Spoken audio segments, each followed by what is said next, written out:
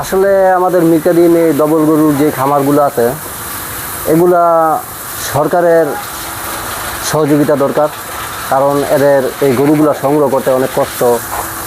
তাছাড়া এই গরুগুলোর বাচ্চা পাওয়া যায় না, এগুলো অনেক বিভিন্ন হাট থেকে ঘুরতে ঘুরতে যায়, 2-4টা সংগ্রহ করতে পারে। তারা নিজের ছেলে সন্তানের মতন লালন পালন করে এগুলো ঢাকা বড় বড় বিভিন্ন হাটে নিয়ে বিক্রি করে, বিশেষ করে পুরান ঢাকায়।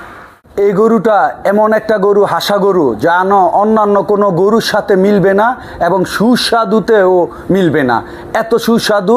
এবং এটা দেখতে প্রায় একটা বিলাতি ইঁদুর নামে একটা ইঁদুর আছে, যেন সাদা ইঁদুর, একেবারে দেখবেন তার পাপড়ি সাদা, তার খুর সাদা, তার লেজ সাদা।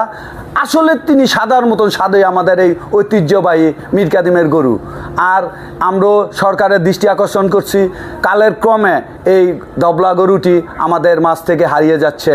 আমরা সরকারি সহযোগিতা চাই, আমরা যেন মিরকাদিমের এই বাংলাদেশে এই দবলা গরুর এই ঐতিহ্যটা ধরে রাখতে পারি। আসলে ঢাকা থেকে, আমরা থাকি হলো গুলশানে, বাট আমাদের দাদি বাড়ি চুরিহাটটা। সো আমরা যেটা হলো যে আমাদের আগে থেকেই ধরেন পাকিস্তান থেকে আমরা ধবল গরু দিতাম।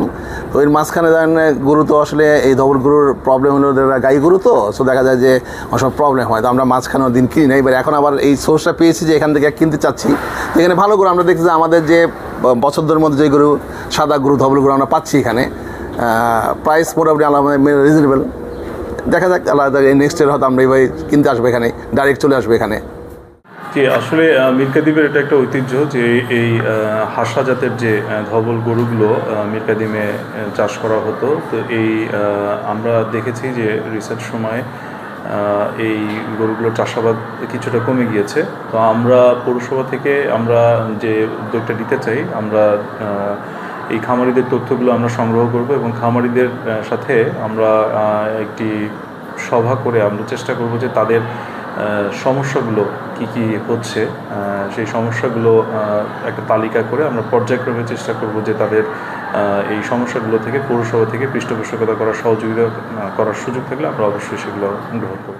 এই চোখগুলো থাকবে খুব গোলাপি, হ্যাঁ, পাপড়ির মতো, আর হলো ওদের পায়ের রঙ হলো গোলাপি থাকে। এগুলো সব আশা ওই পাশে যেতে পারতাম, ওই পাশ থেকে ওই পাশে, তো ওই পাশ থেকে সুন্দর হতো। আচ্ছা, আমার চোখটা একটু দেখাই ক্লোজ করে, দুষ্ট তার চোখটা সাইড করে দেখাই।